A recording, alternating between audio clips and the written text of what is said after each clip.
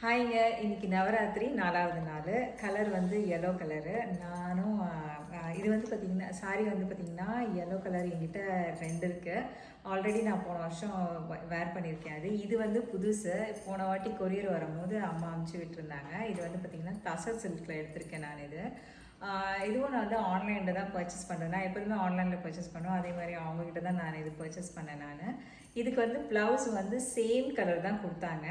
ஆனால் இந்த ப்ளவுஸ் வந்து நான் எடுக்கல. நான் வந்து க்ரீன் கலரில் எடுத்து போடணும்னு பிளான் பண்ணிவிட்டு என் சிஸ்டர்கிட்ட சொன்னேன் க்ரீன் வந்து வாங்குங்கன்னு.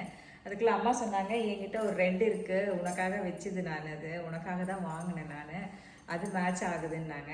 சரின்னு ப்ளவுஸ் கடையில் எடுத்துகிட்டு போனோன்னா அவங்களும் ஓகேன்னு மேட்ச் பண்ணி என்னோடய டைலரும் சொன்னாங்க, நீ எடுக்க வேண்டாம், அம்மா கொடுத்த ப்ளவுஸு கரெக்டாக மேட்ச் ஆகுது, சூப்பராக இருக்குன்னாங்க. சரி நானும் விட்டுட்டேன்.